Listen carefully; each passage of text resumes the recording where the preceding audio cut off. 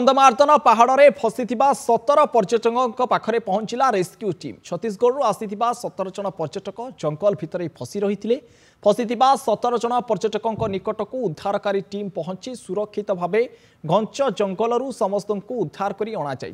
तेबे रातिर प्रबल वर्षा जो उद्धार कार्य सफल हो पारि नथिला। अन्यपटे घंच अरण्य पहाड़ चढ़ी अंधार राति पर्यटकों निकटक उद्धारकारी टीम पहुंची पारि नथिले।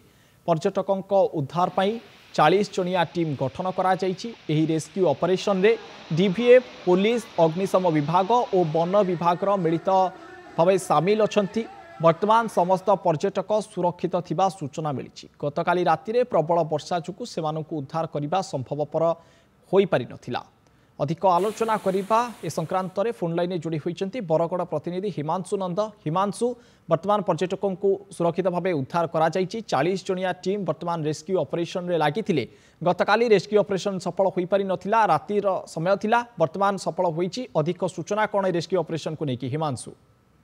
निहाती भावे जो घटनाटी घटी गत काली 17 जन पर्यटक जो माने कि छत्तीसगढ़ अंचल आसीथिले एवं सेमाने नृसिंहनाथरु हरिशंकर जीवा रास्ता जोटा कि पहाड़िया रास्ता माने पत्थर गोटे पर गोटे पत्थर से पहाड़िया रास्ता दे पार होकी जीवा को चेष्टा करथिले, किंतु समयतः सही समय रे वर्षा हेतिला, प्रबल वर्षा हेतिला एवं सेमाने जानी पारि नथिले रास्ता एवं सेमाने बाटबणा होई जाइथिले एवं बाटबणा होई जिबा फलरे सेमाने सेही स्थानरु आ फेरी पारि नथिले।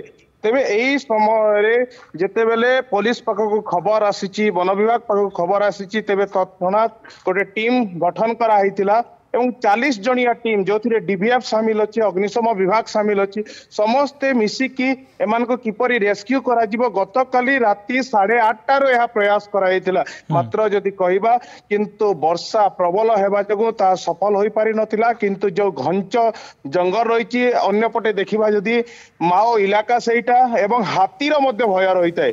तेबे सबु दृष्टि देखिबा को गले गत काली यह संभव होई नथिला, किंतु राति तमाम जहाँ आम पाखे सूचना रही एमाने चेष्टा करथिले, किंतु समय अनुसार आज सकाल प्राय 8टा 8:30 समान पाखक पहुंची समस्ते सुरक्षित जहाँ सूचना देते। तेबे नंदीगोष टीवी आमर फास्ट विजुअल रही जो पर्यटक माने थिले माने ठीक भाव में आम सुरक्षित भाव में आनी आणुचंती जहाँकि आसवा प्राय 3 घंटा समय लगे बोली जहाँ सूचना दि जाइए थाना अधिकारी तरफ जे वर्तमान समय समस्ते पिला छुआ जहाँ थिले समस्ते सुरक्षित अछंती एवं गोटे कि 2 घंटा नुहे प्राय 14 घंटार ऑपरेशन पर एबे समस्ते सुरक्षित अछंती।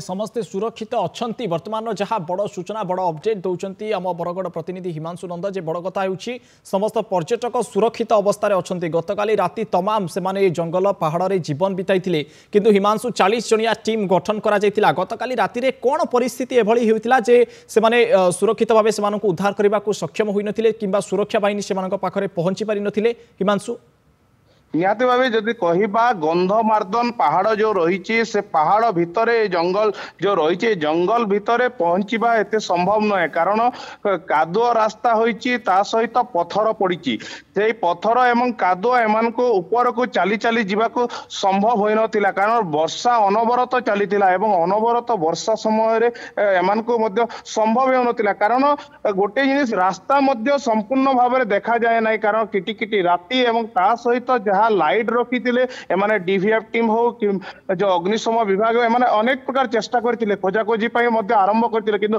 जहाँ सूचना रही सहित जहाँ किछि समय नेटवर्क थिबा बेले फोन जोगे जहाँ कथबार्ता होते एमाने कपिलधार उपरे थिले, माने प्राय 10 रु 12 किलोमीटर दूर 10 रु 12 किलोमीटर दूर को पहुंचवाई एमान को यथा संभव होई नथिला एवं वर्षा अनवरत चलीथिला, माटी खसुथिला, सही परिस्थिति रे एमान को पहुंचवा संभव होई नथिला, रेस्क्यू होई पारि नथिले। किंतु समस्ते सुरक्षित थिबा सबुठारु बड़ विषय, समस्ते सुरक्षित अछंती एवं सुरक्षित भाव में वर्तमान समय रे उद्धारकारी टीम पहुंची सेमान को सुरक्षित भाव में पुणी से जो पहाड़ अच्छी से जंगल अच्छी जंगल घेरा बेड़ारू सेमान को सुरक्षित भाव में तलक ଜଳକୁ ଓହ୍ଲା ଯାଉଛି ସୁରକ୍ଷିତ ଭାବରେ ସେମାନେ ବର୍ତ୍ତମାନ ପହଞ୍ଚୁଛନ୍ତି।